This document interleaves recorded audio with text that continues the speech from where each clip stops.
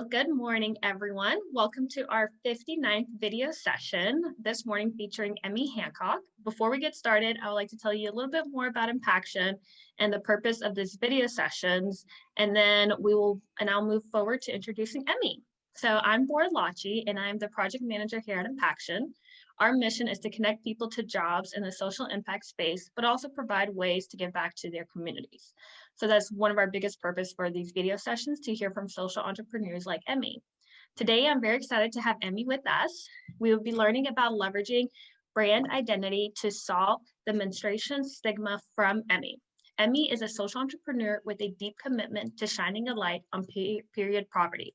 She founded and scaled Oluna, a social impact company that leverages a fun and playful brand to improve menstrual product access. Every pair of pants purchased provides a year's supplies of feminine hygienes, as well as funds initiatives for menstrual education, policy, and research. Emmy, I'm turning over to you. Hi, everyone. It's so nice to meet you guys. Thank you, Bora. So welcome. I'm going to share my screen so that you guys can see the presentation. All right. Can you see my screen? Yes. Great. Perfect. Awesome. So everyone, welcome. So to give a little background about Oluna, I launched Oluna back in October, but I had the idea back when I was an undergrad. So a little bit about me is I'm from Dallas originally, and I went to the University of Pennsylvania undergrad. I graduated in 2018, but 2015 was the year of the period. So that was a viral activism movement when people started to talk about period poverty and the stigmas around menstruation. So while I was an undergrad, I saw that movement, and it really got me thinking. It was one of those really interesting topics because, one, it's not politicized. People were saying it could be rebranded as a common sense issue, like a nosebleed. Everyone menstruates. It's a great equalizer, and why was it stigmatized? And then there was all of these lenses that you could look at it through. So you could look at it through education. You could look at it through policy, environment, how we assist the homeless, the poor, and the incarcerated. So I thought the best way to tackle this issue would be through a brand. And that's why I'm here to talk to you about how to leverage brand identity to, kind of talk about a stigma. So what I realized is that there were a couple of nonprofits addressing period poverty and the menstruation stigma, but what a brand gave me was the opportunity to, one, create a for-profit impact. And it's really important that for-profit social impact companies are successful so that the model is replicable and that women can do this more. So by having a for-profit social impact company, then I could, infuse a really fun and playful brand to create a comfortable space where everyone feels safe talking about period poverty and asking questions. So what we're going to cover today. So I just covered a little bit about myself. We're going to talk about what is period poverty. We're going to talk about the product, the impact, and then I'll open it up to questions. So when I graduated from Penn in 2018, I created the LLC to start Oluna. I went to work in real estate in New York in private equity. And if anyone here has lived and worked in New York, there's really not much time or resources to do anything else. So I created the LLC because I knew at some point in my life, this was definitely a passion project I wanted to implement. And so when quarantine and coronavirus hit New York City, I actually moved back in with my parents. And after a couple months, I work in construction tech sales now at a company called Onsite IQ. So after a couple months, I was super depressed. I had a ton of time just playing board games with my family. And I thought, okay, I need to throw myself into Oluna now. I finally have the time and I can self-fund the operation because I've saved up so much money. So I started tackling it little by little, but I'll go into that later. So what is period poverty? The United Nations has declared menstrual hygiene a public health, gender equality, and human rights issue. And you guys have probably heard about lack of access to period supplies in developing countries. But what really struck me was it's happening right here in the US and in our own backyards. Because it's a stigmatized issue, not many people know. And because it's not something that's talked about a lot, it's not a commonly donated item to homeless shelters. So it's actually something that homeless shelters need the most. So I thought that having this brand could give me a platform to, open everyone's eyes up to an issue that they might not realize. So, for example, period products are not included in SNAP or WIC. So SNAP is a food stamps program, and WIC is a food stamps program specifically for women and children. They're not covered by health insurance, Medicaid, or flexible spending account allowances. So that actually directly affects the poor. And when every dollar counts, you're more likely to provide food on the table for your family than basic hygiene needs for yourself. Period products are not easily accessible in jails and prison, which is an issue because it highlights the inmates' lack of agencies and actually creates harmful power politics by allowing the guards to use them as bargaining chips for the prisoners. They're not exempt from sales tax in the majority of states. So what this means is that additional taxes are often levied on period products that items like Viagra or Rogaine might not have. And then they're not required by the FDA to enclose their ingredients. So a little bit more about this is in the 80s when toxic shock syndrome was first killing women because of, lack of information surrounding tampons. Women's rights groups actually wrote to the brands and begged them for one for them to standardize the size of the products, because the larger the tampon, the more likely you are to get staph infection, which is toxic shock. So, and they also asked the FDA to disclose their ingredients so they know what's going into their most absorbent part of their body. And the only victory they were allowed to achieve was getting a standardized size across the different brands. And actually, the ability to disclose their ingredients was struck down 10 different times in the House of the Representatives. So that's not great. The good news is on this end is there's a lot of startups that are like Lola that are tackling this issue. And also they're not readily available in schools, workplace, or any restroom. So I actually went to an all-girls school for 14 years in Dallas, and we actually had to go to the nurse's office to even get period products. So that doesn't really make sense. And then in the workplace, it's actually a productivity play. So it's around $4 for every employer to supply products in the workplace per employee. And if you look at that, if you're armed with the data and you go to your employer, it actually makes a lot of sense, because imagine that your female employee goes to the bathroom, they're struck without a period product, they'll run out to CVS, and that's probably 30 minutes of time that you've wasted, getting something that would be easily supplied in the bathroom anyways. So Barack Obama actually said, I have to tell you, I have no idea why states would tag these as luxury items. I suspect it's because men were making the law when taxes were passed. The basic idea is that women should not be at a disadvantage in the healthcare system, and this is just one more example of it, which I confess I was not aware of it until you brought it to my attention. So he actually said this quote in 2016 when he was talking to Ingrid Nelson, who is a YouTuber, a YouTube star. And she was allowed to ask the president any questions, and she asked him, why do tampons have a luxury tax? This quote resonates with me because I think it really highlights that many men and a lot of women, I've actually brought this up to, just don't even realize that there's this inequity going on because no one talks about it because it's traditionally stigmatized. It also highlights the lack of representation of women in the government. The US is not high up. We're not doing great on having a gender equal. I think it's actually 19%. So it's pretty low. So that's why it's important to have an equal legislature so that, you can advocate for laws that support women. Okay, so a little bit about the product. So I designed these pants myself. Back to when I came home over quarantines, I've done the whole thing myself.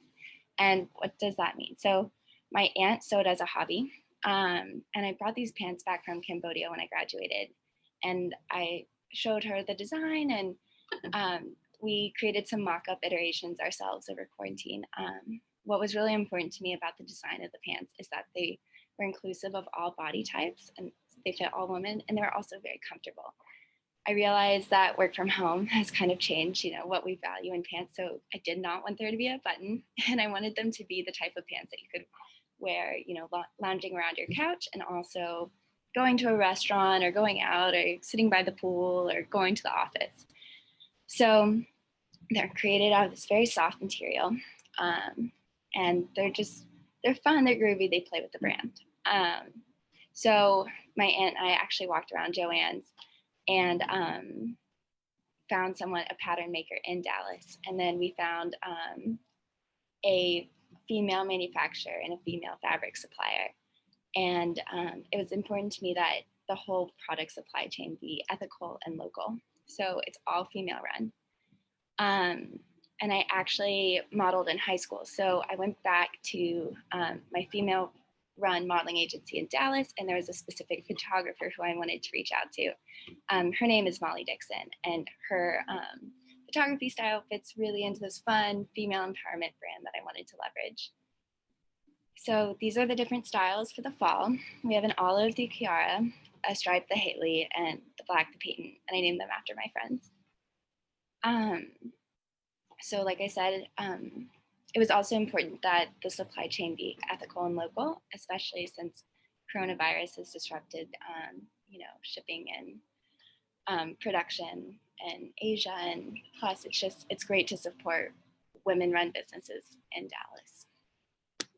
So I go beyond the one-for-one model. So with every pair of pants sold, I donate a year's supply of period products to a woman in need. And this model has been criticized because it fosters dependence. So, the saying, if you give a man for a fish, he eats for a day. If you teach a man to fish, he eats for life. And so that's what I wanted to do with the merchandise collection. So even though we're creating a Band-Aid effect with period products for a woman in need with the pants, 50% of the merchandise goes towards funding research, education, and policy. Initially, what we've dedicated our funds to this year, even though we just launched back in October, is we're partnering with Period Inc. It's a nonprofit in Harrisville to do a research on period poverty's effects in urban versus rural areas. So we're really excited about that one. I think that's a great public perception starting point to then direct menstrual research from there. So the merchandise comes in a hoodie, a hat, and some stickers. So this is how we're going to go beyond the one-for-one. Another aspect of the period products is we're doing half sustainable and half disposable. So we've partnered with a nonprofit called Days for Girls, which supplies period products all over the world. They're like cotton diapers, and they are a patented design where you clip it around the underwear, and then you put different sheaths of fabric, and so they're washable. And these are great because they last up to 3 years, and they're easily carried. And so that's a great start of shifting, public perception from disposable products, which are super bad for the environment and not cost effective at all, to more sustainable products. So who will receive the products? To begin with, we've partnered with 10 homeless shelters. So we've partnered with them in the Dallas area, and they've agreed to supply warehouse space and distribute the products to the women on their own account. So that's really exciting. the homeless shelters are Interfaith House Services, Promise House, 24-Hour Club, Hope Store, New Beginning, Union Gospel Mission Faith, Our Calling, Genesis Women Shelters, and the Bridge Homeless Recovery Center. So we're super excited. Initially, I thought I was going to be able to do this on a quarterly system. For our first year, we're going to do it on a yearly system, just as we get off the ground and get everything in order. So the types of products that we are distributing, like I mentioned earlier, we have the ethical reusable option, but we're also going to be ordering disposable pads in bulk. So the way we get the costs down is by ordering in large numbers from overseas and distributing them on our own. So if you're looking at a year supply of pads, that's about 240 pads per year. And we chose to offer pads as our disposable options because they're the most widely accepted due to cultural, religious reasons. We do partner with nonprofits, like I mentioned earlier. We partner with Days for Girls, and we also partner with Period Inc. And we're going to also do cross-promotional branding with period product startups like Lola, August, trying to hit the millennials, the Gen Zers, everyone in this area. So the future for Oluna. In the next couple of years, I would like to expand this to all of Texas and then all of the US. We'd like to really focus on the United States throughout our brand, just because it's often overlooked for developing countries. And there's definitely a need here, and we definitely want to solve that. I hope to grow and expand. I hope to raise a round of funding soon because it's all been self-funded. And see where that takes us. We've been lucky to be featured in D Magazine, Business Journals, Newsbreak, Miami Herald, NBC5, Already Being Women. So check us out online. I choose Google Oluna Pants, and some great articles will come up if you want to do some further reading. And then now I'd like to open it up to any questions. Well, thank you so much, Emmy. That was really wonderful and informative, and a lot of stuff that I was not even aware of. I know that someone joined on the call. I don't know if do y'all want to introduce yourselves, say where you're from? You want to unmute? If not, I just have some questions, and some of our community members has also sent some. So I know you mentioned this, but the movement that you were talking about in 2015, is that what inspired you to start your idea? And how did you come across the movement? So can you explain just a little bit more about that? Sure. So the movement was, across a bunch of different platforms throughout 2015. And that definitely inspired me. When I was a film minor at Penn, so I went to the Cannes Film Festival in 2016, and the Palme d'Or winner was this British film, I, Daniel Blake. And there's this one scene, this compounded my interest with 2015, but there's this one scene where the protagonist is shoplifting from a food bank because she needs some essential goods, and she's caught, and the first thing she takes out of her bag is period products. And that really resonated with me because I had never thought of menstruation as an obstacle. If anything, it was, I might have hidden it at the college CVS because I could have run into, a colleague or a student friend. And, that was pretty much my only obstacle in that sense, which also is not right either.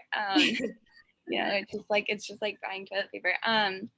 And so it's definitely something that really resonated with me. And the more I thought about it, the more some basic questions started coming to mind. Like when guys go to the bathroom, they have everything they need to be clean. They have toilet paper, soap, hand towels. But when women go, we don't have everything. Or why was my university offering free condoms when they weren't offering period products in the bathroom? Yeah. So I started playing around with the idea in my head and thinking about how could I make the biggest impact. And I thought of Oluna. I love it. I love it. So do you still think there's still stigma present? Absolutely. Since you started? Absolutely. Especially starting in Texas. I feel like the state particularly has a more conservative mindset when it comes to that. And it's been interesting talking to the different generations. Mhm.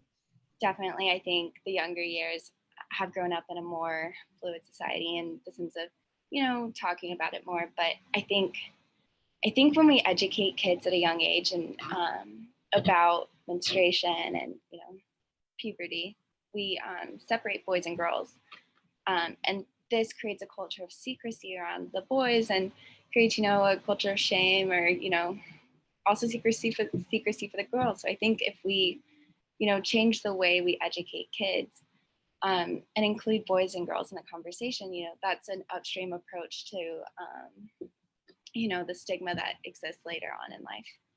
I definitely agree with that, especially the one thing that will change is the education side of how we can get away from that stigma.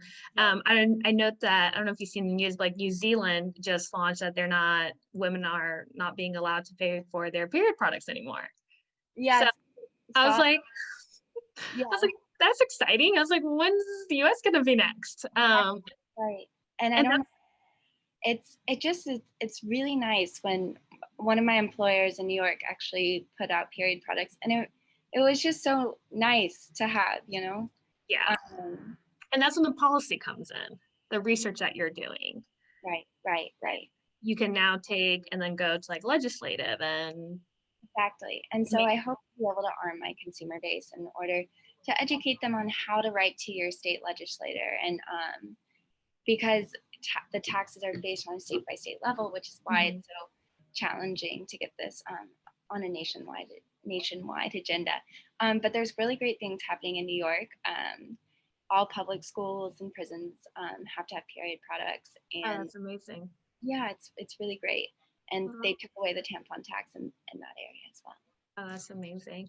More talking about your team, like how did you build your team? Who's part of your team? And Sure. I know you're like self-funded, but like, So it's on me at this point. And so quarantine really provided me with the time to learn how to do it. So I found the manufacturer, I shot it, and then I taught myself how to build a website and SEO. And so I got that up to speed. And, then I pack and ship myself. And my friend from college actually works at Havas. So she taught me how to create a PR strategy uh-huh. and reach out. So I've actually built out my PR strategy myself, and then I've been reaching out to different press and broadcast platforms, and tried to get the conversation going there. Mhm. Oh, that's amazing. Thank you. The next stage is really marketing. Yeah. And so I've tried to grow my marketing organically, which has proven pretty successful. Mhm. Just leveraging the social impact side of it to tell the story and get my brand out there to a bunch of different people. And it was fantastic. There's such a great community of people who support social impact companies. A lot of people reached out to me to donate time and resources, and connect me with people that might be helpful. And so it's been just so overwhelming in the best way. I think especially this year, people are a little saddened by the cultural and political climate, and so they're willing to do anything they can to help. And so Mhm. I've just been riding that wave. But the next push would be I've applied for a couple of grants, and it would be to hire someone who can market on like a Google Ads and Facebook and YouTube's status. And like on that note, on Impaction, like we do have a job portal that if you're starting to look and you want to start putting like you need a market intern, you can definitely use that on our platform as well. So we can Fantastic. help and like bring that community together because in the end, I feel like community is one thing that's gonna make us just grow as an organization. Absolutely. Yeah, I'll definitely check that out. That's Um, so was being an entrepreneur always in your mind, or is this like something that you just started after the movement, or did you like as a kid just had that in you?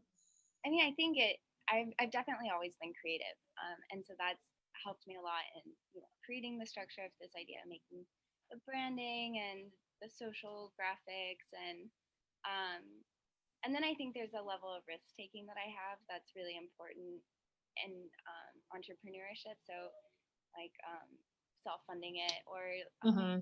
just reaching out to 50 manufacturers across the US, and you just believing in yourself and that extra mile sort of way. Yeah. But I think that everyone's dream at the end of the day is to be your own boss, and so that's definitely something I was working towards. So I don't know if it was necessarily entrepreneurship that guided me, but um, I just love this idea, and I want to make it work so badly that I think that's the push I needed. I love that. So what do you say motivates you, or who do you look up to? Um, that's a great question. I definitely am motivated by the desire to succeed, Mm-hmm. and I think especially in selling an idea, you have to just have this confidence and belief in yourself. I'm motivated by the fact that I didn't really have that many female role models, or women to look up to in business, and so to be someone else's role model, that would be fantastic. And just like if another person sees what I'm doing and thinks, oh, if she can do it, I can do it too, then that's enough to keep me going. I love that. How do you just attribute your success? To Mm, what do you attribute your success? definitely to my parents and my education background. And Mm-hmm. my parents always, enabled me and told me that I could accomplish anything. And that might be crazy, but it's definitely given me the intrinsic motivation to and belief in myself that I can do it. And definitely quarantine, which sounds it really there's not that many silver linings with quarantine, but the ability to just put my head down and spend the amount of time, because it's taken a lot of time, and I've never worked harder in my life. But I'm so happy I did. And I also think, like, with COVID, so many new opportunities has opened up because now we really see, like, how do we manage our time and what can we do? And everyone's getting creative, and we get to meet wonderful entrepreneurs like yourself and have you on our video sessions to talk about how you started and how you're making an impact. So it's just really amazing to see, the silver lining of everything. COVID had Absolutely. literally given us the opportunity to really manage our time. Absolutely. And video sessions are such a huge thing. I feel like people before they didn't even know what Zoom was. So Yeah, it's really accelerated stuff like that. it has. How do you know when you have the right idea?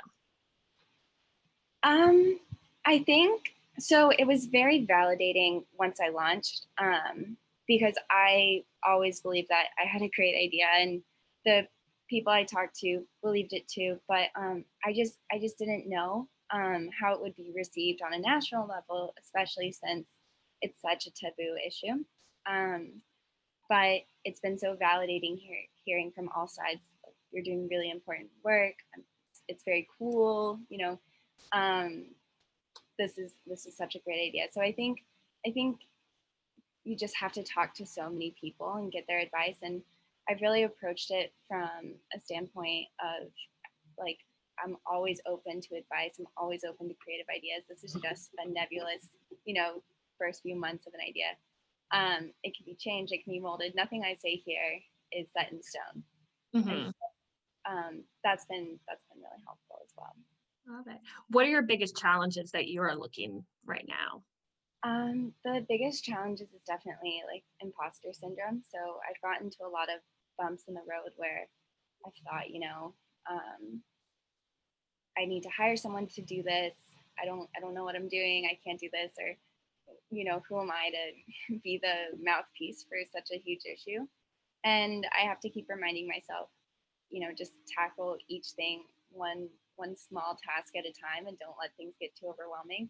And also, no one else is saying it, so if you don't say it, That's true. the word won't get out. So it's not being too hard on myself, too self-critical, and just taking each task one step at a time. I love that. I mean, I think it just right now what you're doing is amazing. And the more, like, I knew that this existed in third world countries. I did not know it was in our own backyard. Yeah. So even being from Dallas where you are, I had no idea this even existed. I didn't even know that they weren't allowed to have period products in jail. Right, right. And That, oftentimes they do supply some, but they're not. It's maybe 2 pads for a whole cycle, which is just not oh, enough. wow.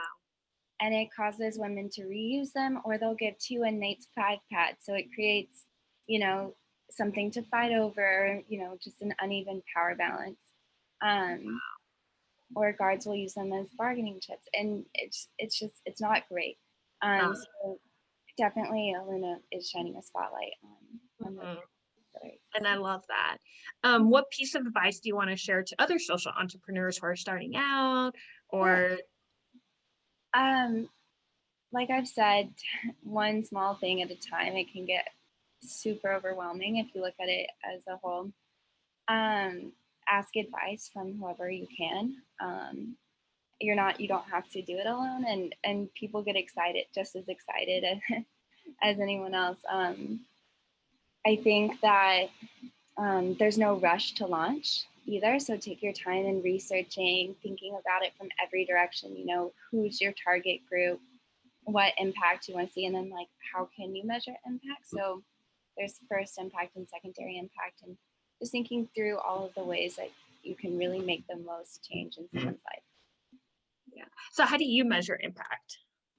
Great question. So the 1-for-1 model is pretty easy. For every pair of pants sold, it's a year's supply. Yeah. So that's quite easily measurable.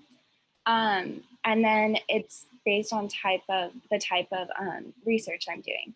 So based on what studies we select to fund, we'll be able to see how that research can then create change or help affect policy later on down the road. Hmm. And I know that you were talking about that you're partnered with Period INC and you're gonna do like urban versus rural areas. What are you like looking? What kind of information are you looking from that? Period poverty and urban versus rural. Yes, that's a great question. Um, it's just to see how we can then take that information and then use it to supply period products in the most beneficial way. So from a for the 1-to-1 model, if urban settings are the areas with the most period poverty, that's where I'll focus as we expand first. But if they're rural, then that's where we'll expand first. So it just gives us direction in terms of helping the most people when they need it. Okay. So then another question I have is what are your asks from our community? What are some things that we can do to help support you or the social impact challenge overall? Sure. I mean, just any ideas as the listeners listen to this presentation, any people you have that come to mind to connect me with, any resources that might be available that just spark up, or ways that I can improve. I'm always listening, and no, there's no bad ideas in brainstorm. So just reach out to me, and I'd love to talk with anyone, especially if they have a great idea. Perfect. And how can they reach out to you? Like through Through the contact form on my website, okay, or on Oluna's website. I also have my email listed if they'd prefer to reach me directly. But perfect. it is my Oh, contact perfect. in case they just want to easily look at this. Okay. And then like social media, do you have like Instagram, Facebook that people can follow you on? Yeah. So Oluna's at Oluna.co. We also have a Facebook page and a LinkedIn and a YouTube channel. And then my name's Emmy Hancock, and you can follow me directly as well. Perfect. And now I know like Maribel and someone else dropped on. I don't know if anyone on the call has any other questions. If not, we can wrap it up. And then, I mean, if you don't mind, stop sharing your screen so we can. Perfect. If no one really has any other questions. Hi, one quick thing. Yeah. Yeah, phenomenal work. This is really great effort. It's amazing. I was just curious. So I think I caught you mentioned that you were doing marketing yourself. So are you using like influencers, or what are you doing in particular to sort of like boost it? And So I've started organically through PR, so broadcast and press, and just telling my story, how I've launched during quarantine, what the impact of the business is, how I designed the pants. So that's been ways I can leverage free organic marketing. And then I've reached out to influencers as well. So I've started on a hyper local level since it's such a Dallas business with our homeless shelters and our manufacturer. So I, created this message like, from one Dallas gal to another. And micro influencers are actually better than influencers with a lot of following. So a lot of them have agreed based on the mission to support me as long as I send a free sample or even just using my images to spread the word. So influencers, but then the next stage would be paid marketing. So I have to tackle that next. That's a 2021 problem. Right. Okay. So you're not doing any SEOs or anything right now, but you've been able to grow, even with. Our website is SEO optimized, and we do have a blog section, and we're actually at the top of Google. But in terms of like paid social advertising or paid advertisements on Pinterest or Instagram or Google ads or Facebook ads, we haven't launched anything like that yet. Right. And then I unfortunately got the link late to join, so I missed parts of your presentation at the beginning. Did you say you have a fashion background? You make this yourself? So I actually made this myself. I actually have a criminology major background. I modeled in high school. I signed in Dallas, New York, and Paris. So I've been around the fashion industry my entire life. And then in terms of the pants, I brought back this pair of pants from Cambodia, and my aunt sews as a hobby. So we actually worked together, and it became sort of like an arts and crafts project to get it down right. And we literally walked around Joann's until we found a pattern maker. And then I took it from there just on just sheer effort. I called all of, it's actually incredibly hard to find a manufacturer. A lot of companies, especially in LA, were charging me even $200 to even have a price quote done.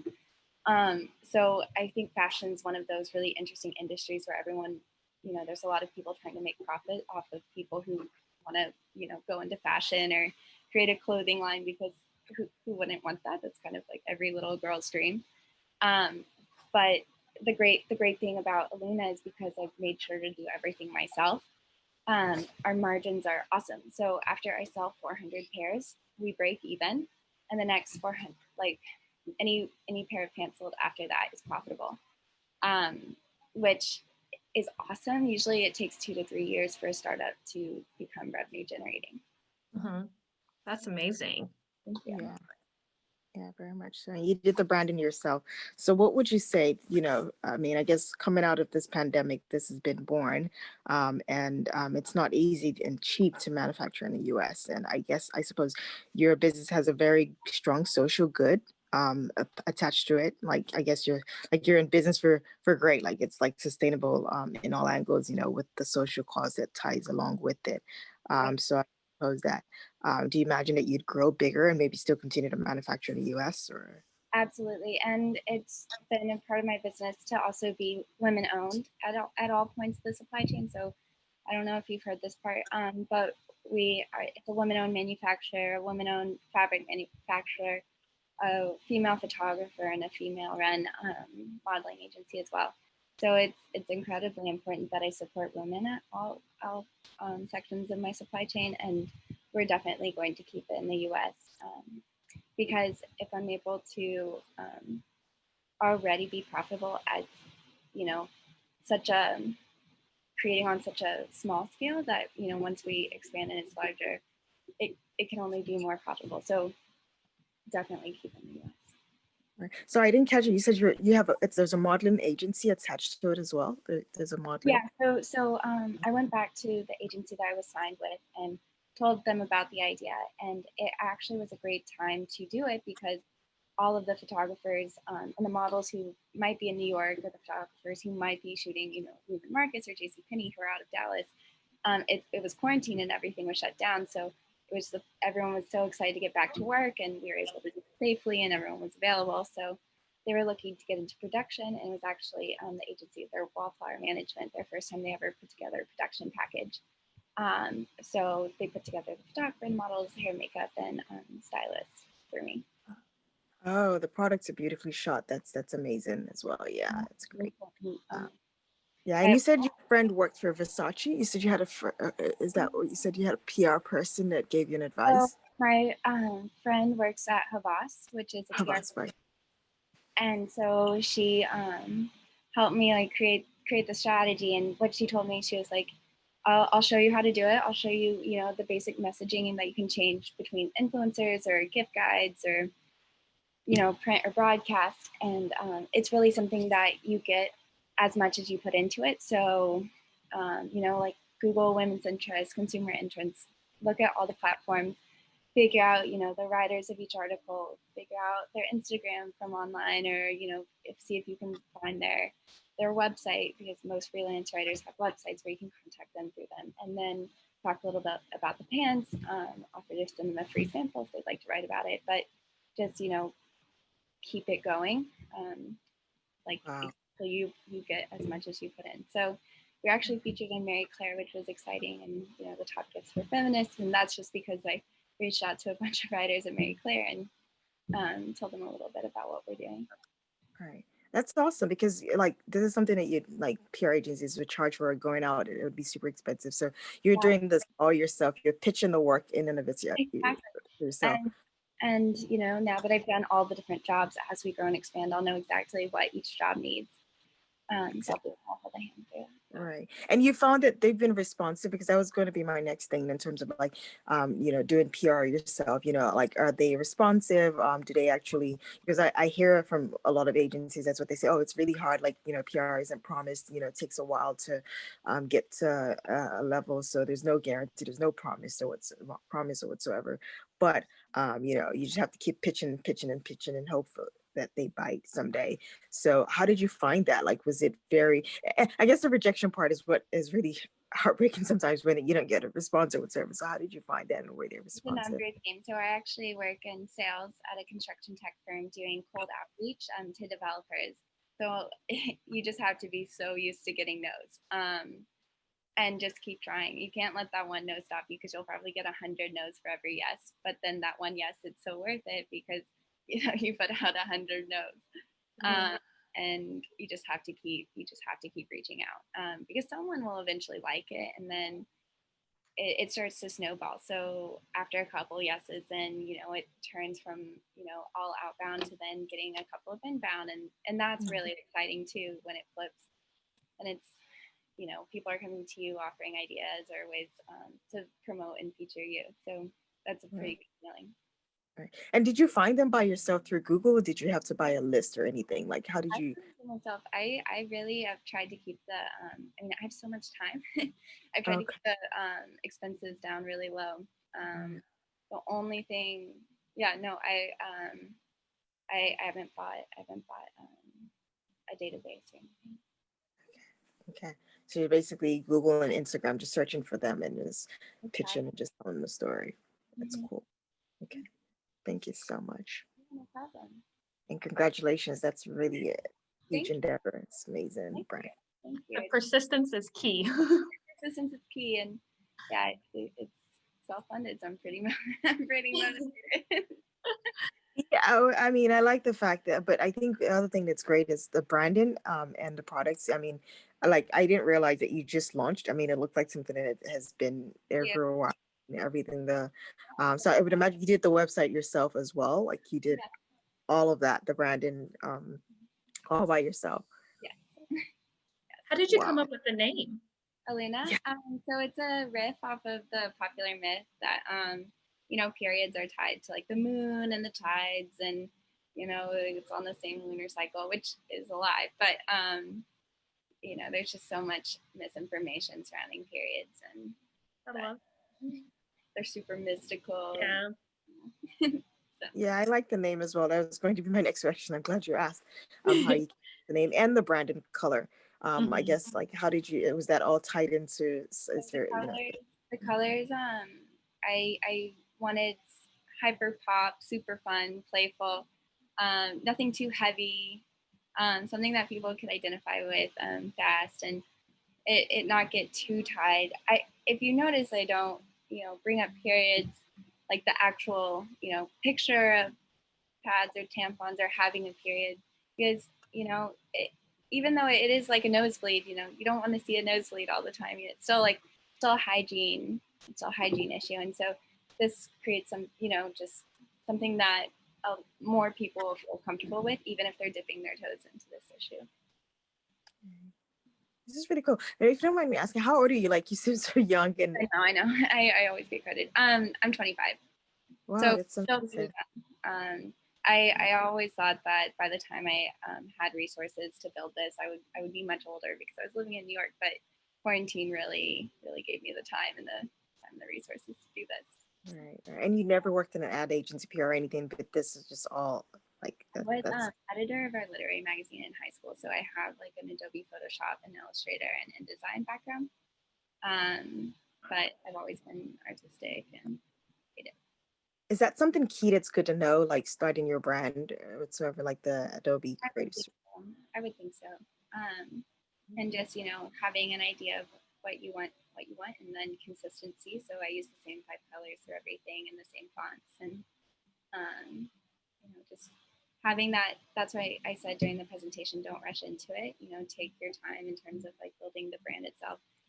And I did a lot of research into what makes a brand, or like different aspects of, like I didn't realize you want to pick 3 words that characterize your company, or, just laying the foundation so that as you build up, you can grow and scale. I'm glad you mentioned that. If you don't, so the brand building was super key. And I would imagine, which software was the most useful out of the 3 here? Oh, Are you familiar with Canva? oh, okay. So not Photoshop or InDesign or anything. Exactly. So from a starting point, like Canva is the easiest to go fast, but having the Illustrator and InDesign and all of those backgrounds help with the details beyond Canva.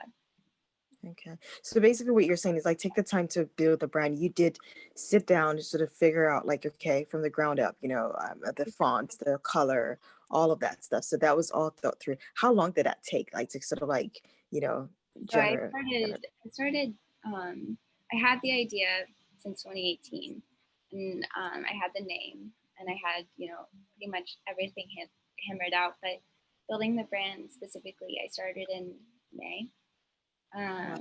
Building the brand and figuring out manufacturing and building the website. So 6 months before I launched. Wow. So you didn't have any brand consultant help you out with the name, with the concept, or any of those? I've done it myself. It was all independent brainstorming. Everything was done independently. Wow, that's awesome. That's really Thank you. cool. Thanks. Really cool. It's been really fun. Yeah, I find that that's the hardest part. And it's the reason why I asked in terms of, I hear you say like taking the time to build the brand, because they always say like when you do take that time, it lasts longer. It's not something that's, fast and just rushes out the door. It just, it has a lot of equity, I suppose. Like there's stuff, there's substance behind it, because you've thought it out. Like the color, you've thought about what the color means, and how people might perceive it and all that stuff. So, so yeah, it sounds like it's essential to do that. And like, are there resources that you use to guide you, or you just sort of like did it intuitively? So Marketing Brew was a really interesting, Marketing Brew and Retail Brew, they're spin-offs of Morning Brew, which is a morning newsletter, but they include really helpful, up-to-date links of what industry experts in the field are using. So I would read those, and then case studies of other brands. So Warby Parker has an amazing social impact model. I really like Paul Frank's design, and aesthetic and the way they were built as a company. So reading into other companies, or even Tom's is a basic one, and Bombas is another one that is pretty similar. So no need to reinvent the wheel. Seeing what works for other companies and figuring out how it can be woven into your strategy without losing your identity as a business, and just copying someone else is really important. So I'm going to get you to mention those. You said Marketing Brew, Morning Brew and Retail Brew, both Retail. of Morning Brew. Okay, and then you said something else about the last one. Case studies. So like other businesses, Warby Parker, Bombas, and Tom's have great social impact models. Oh, Tom's is great social impact. Yeah. Right. One thing about Warby Parker, which I loved, was that they're a product first brand. So they don't use their social impact to sell their product. They just have an amazing product, an amazing customer service team, and that's, the social impact is secondary to their strategy, but it's also so robust and important. So I've always tried to, have that as my vision. I want to sell an amazing product and be an amazing brand, but also create some good in this world too. Right, right. Any other fashion inspo, like any other like resources, fashion inspo, like maybe Um, publication or anything that inspires you?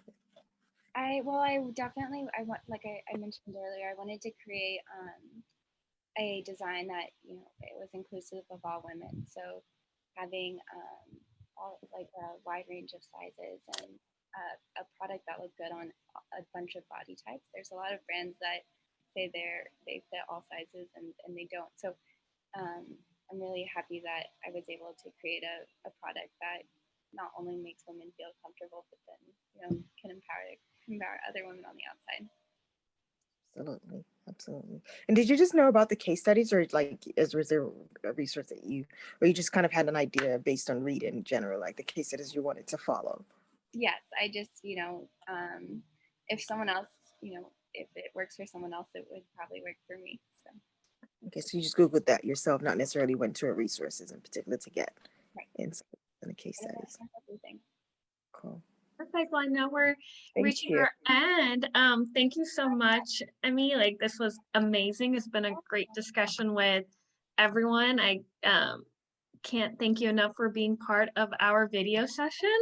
And if anyone has any questions, I'll send them forward to your email so I can reach out to you. A few announcements before we sign off. If you are a job creator, job seeker, please use our social impact job portal. We'll connect you directly to each other. It's a very transparent and efficient way. It's right on our website. And again, we're just so thankful to have Emmy, who's making an impact in our community every day. And thank you for being a part of our community of doers. And we'll have this video posted within a week, and we'll share it with you and also everyone who's on the call. Amazing. Thank you so much, Cora.